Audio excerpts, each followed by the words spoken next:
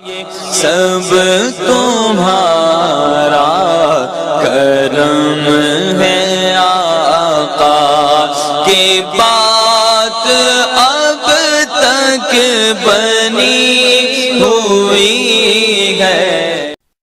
اعوذ باللہ من الشیطان الرجیم، بسم اللہ الرحمن الرحیم۔ السلام علیکم ورحمۃ اللہ وبرکاتہ۔ بہت ہی پیاری دعا، بہت سے مسلمان تو اس دعا کو جانتے بھی ہیں، پڑھتے بھی ہیں، مگر اس کا رزلٹ نہیں انہیں ملتا۔ رزلٹ کیوں نہیں ملتا؟ کہ آپ لوگ دل سے نہیں پڑھتے، آپ صرف ایک تعداد یا ایک عبارت سمجھ کر پڑھتے ہیں بس۔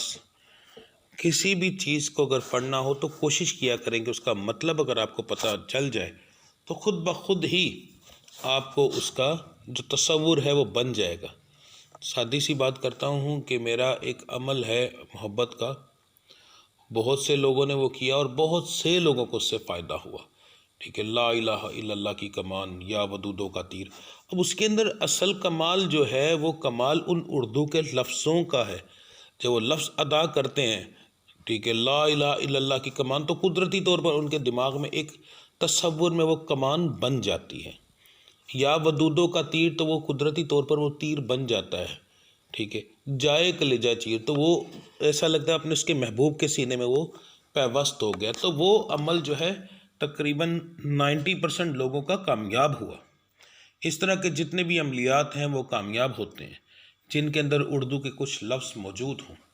اس کے اندر فرق کیا ہوتا ہے؟ تصور کا۔ اسی طرح ہم لوگ جب کامیابی کے لیے کوئی بھی عمل کرتے ہیں تو ہم صرف پڑھ کر کے پڑھتے جاتے ہیں، اس کا نہ لفظ کا معنی معلوم ہوتا ہے، نہ پھر ہم اگر معلوم بھی ہو تو ہم اس کی طرف دھیان نہیں دیتے۔ اگر نہیں معلوم یا کسی نے نہیں بتایا تو یہ نہیں کرتے کہ ہم اس لفظ کا معنی معلوم کر لیں۔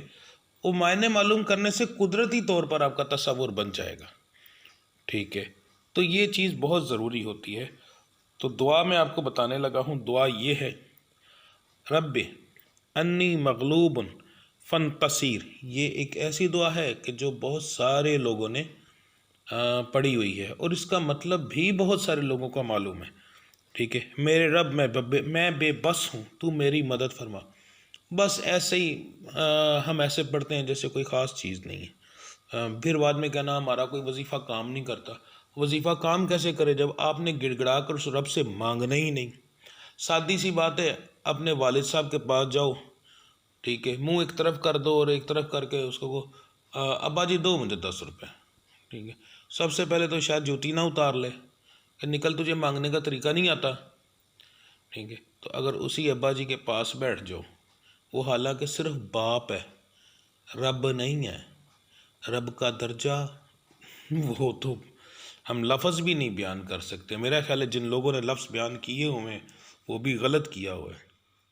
رب کا درجہ تو معلوم ہی نہیں ہے کسی کو کہ کتنا بڑا ہے۔ تو اس باپ کے سامنے بیٹھ جاؤ، بیٹھ کر تھوڑا سا گھٹنے کو 2-4 ہاتھ مارو، مسکے جسے کہتے ہیں، وہ لگا کے کہو نا اپنے باپ کو، ابا جی مجھے 100 روپیہ دو۔ اگر اسی ٹائم نکال کر نہ دے دیا تب کہنا، ٹھیک ہے۔ تو رب کو بھی ذرا پیار سے محبت سے پکارو، مسکے لگا لو۔ مسکا کسے کہتے ہیں؟ واسطہ ڈالنے کو، ٹھیک ہے۔ اسی طرح جیسے یہ میں دعا پڑھ رہا ہوں تو اگر میں اسی کے اندر واسطہ ڈال دوں تو اس میں اور زیادہ طاقت آ جائے گی، ٹھیک ہے۔ رب انی مغلوب فانتصر بحق کے لا الہ الا اللہ محمد رسول اللہ صلی اللہ علیہ وسلم۔ میرے رب میں بے بس ہوں، تو میری مدد فرما۔ واسطہ ہے تیرے کلمے کے آگے، جو کلمے کا ترجمہ ہے، ٹھیک ہے۔ تو اس میں آقا کریم دو صلی اللہ علیہ وسلم کا نام بھی آ گیا، رب العزت کو ہم نے اس کی شان بھی بیان کر دی۔ تو اس طرح جب اسی طرح یہ پڑھنا ضروری نہیں ہے، بات کرنے کا مطلب ہے کہ جب آپ کوئی بھی چیز پڑھیں تو اس کو اتنی محبت اور پیار سے پڑھیں کہ میرا مالک وہ چیز ماننے پر مجبور ہو جائے۔ یہ عمل بہت بہترین ہے، اس کو چلتے پھرتے پڑھتے رہیں تو اللہ کی ذات بہت زیادہ کرم کرتی ہے۔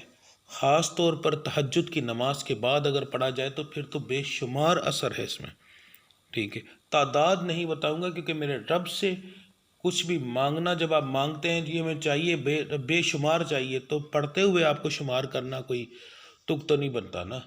کچھ چیزیں شمار کیے جانے والی ہوتی ہیں، ان کی تعداد بتائی جاتی ہے، مگر یہ شمار والی چیز نہیں ہے۔ رب کا بے شمار ذکر کرو اور بے شمار فائدے لو، یہ چیز اہم ہوتی ہے ان چیزوں کے اندر۔ تو اللہ کی ذات کرم کرے گی انشاءاللہ تعالی۔